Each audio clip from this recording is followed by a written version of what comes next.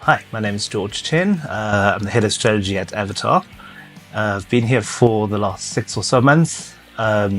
Pretty new, and yeah, it's been an exciting half a year or so. I've been in the industry almost 20 years. Back in the day, sort of working a lot on the telecommunications world, Vodacom, BMW is also one of the earlier clients, and yeah, recently also did a bit of consulting work. So yeah, but it's been a very exciting time. The last 6 months at Avatar, also new energy. So looking forward to what the next couple of months or years brings.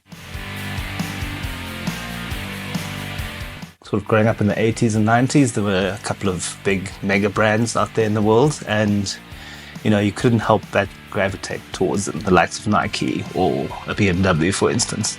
I remember as a child, my parents took me to a little park, and I mean, nowadays you can get those little cars that you drive, replicas of real cars, everywhere. But back then, that was quite a novelty.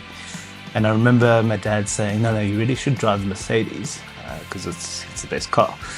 While my older brother was telling me, "No, drive the BMW because it's faster." So I think seeds like that of what a brand stands for kind of started influencing me quite early, and I became more and more interested as to how they made me feel. I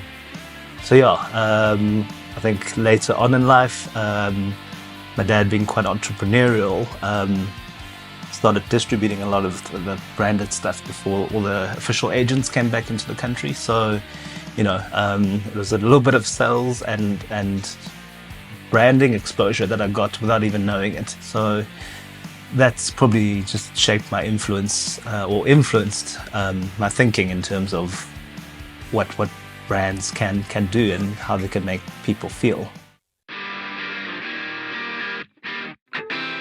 Yeah, so I was enrolled in a Bachelor of Social Science, majoring in law and psychology when I was much younger. I say enrolled because whilst I was at the university, I was never really there. But yeah, I mean, in all honesty, I think those two, even though on paper seem quite divergent, one is very human, sort of showing students how people think and what influences thinking. And law, on the other hand, is obviously quite rigid, sets of rules and guidelines and boundaries that you needed to know. But I think how those two have come together for me ultimately is you're able to take fairly abstract concepts and apply them to frameworks that advertising absolutely needs.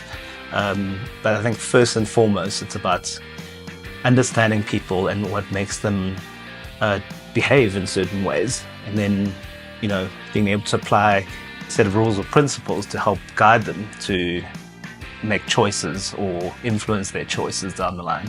So even though at the time I didn't really know, I think those two streams really did impact on my ultimate career choice.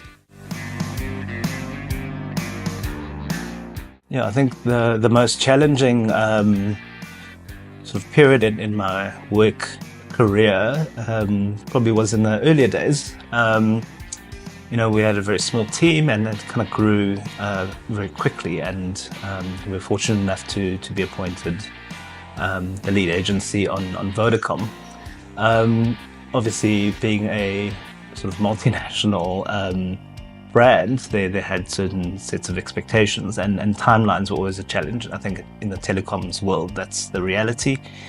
So I very quickly had to learn to work quickly and efficiently, and the resilience that it taught me at quite a sort of early part of my career was really important.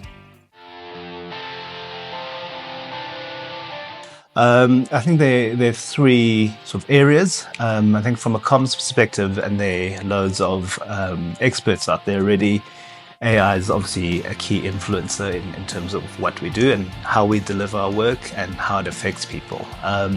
Right from sort of ideas origination to rollout, which I think provides a lot of efficiencies, and there's a whole world of knowledge out there already, and kind of our key is to try and tap into that and try and lead the conversation in certain aspects. The second fundamental thing I think is people are constantly evolving.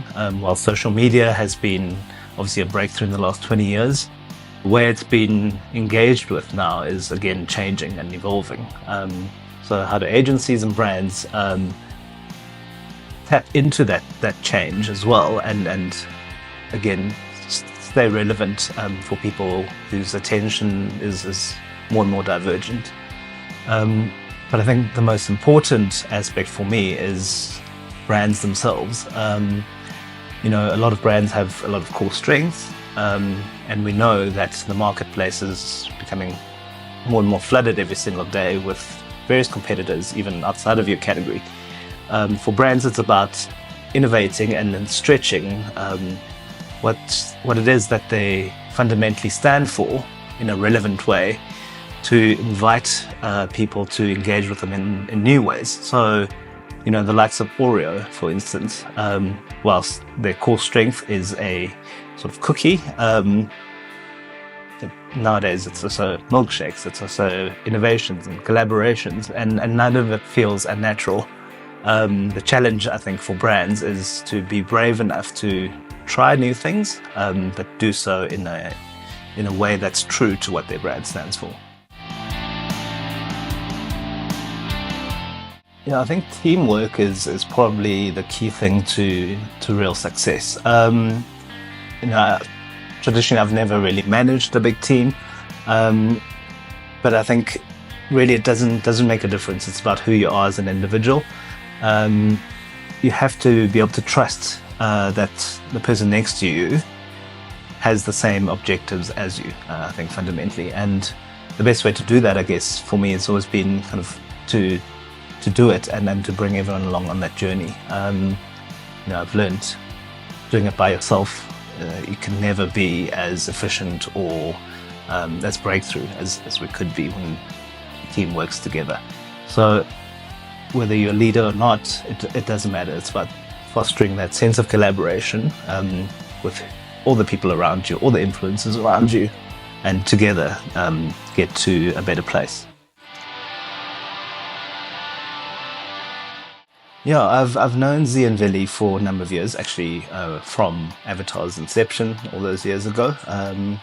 Vili and I used to be colleagues back in the day, so I've really known him for a while, and we've kind of always stayed in touch over the years. Obviously, Avatar's had an amazing journey, and the stories are out there for people to see. The year-on-year growth that the company's experienced.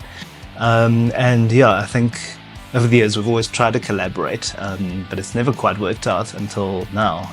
The timing feels right, and I think with Phil's, Phil's been a very influential person in my career. He was my first boss, and with his leadership and guidance, at Avatar as well, it just became an irresistible and very compelling opportunity for me.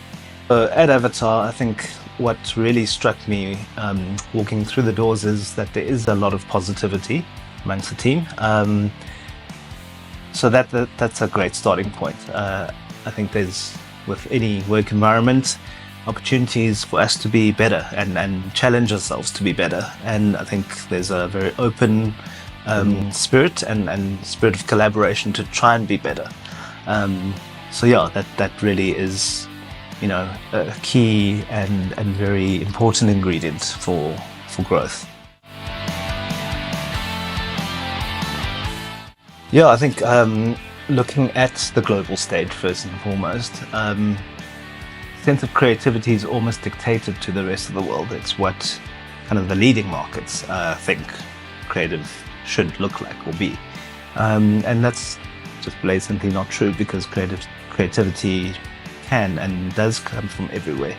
From an Avatar perspective, obviously we're in the creative industry, and African creativity is one of our cornerstones of what makes this agency tick. But our challenge really is to start showcasing creativity in all its forms, not just in advertising, but creativity comes alive everywhere. There needs to be a voice to help amplify that. really put it in the center of attention for people, so that ultimately we want the world to look at Africa as this amazing continent thriving with creative and innovative ideas, rather than the other way around. I think it's been the case for far too long. I think to my younger self, I would probably say, and it was what my dad kept saying to me when I was growing up, which I sort of ignored, is we have to be patient. We always think we're ready for challenges, and that's great, but the world might not always be ready for us. I think being resilient enough to keep pushing, to keep driving forward, and not give up when you hear no's the whole time. And I think, which leads on to the second point, I would probably tell myself to understand that life comes with a lot of curveballs, and they always happen at the most inopportune or unexpected times. Being able to compartmentalize that and carry on as you need to is the only way forward. So yeah, life's not always easy, but a positive outlook, I think, goes a long way in helping you survive.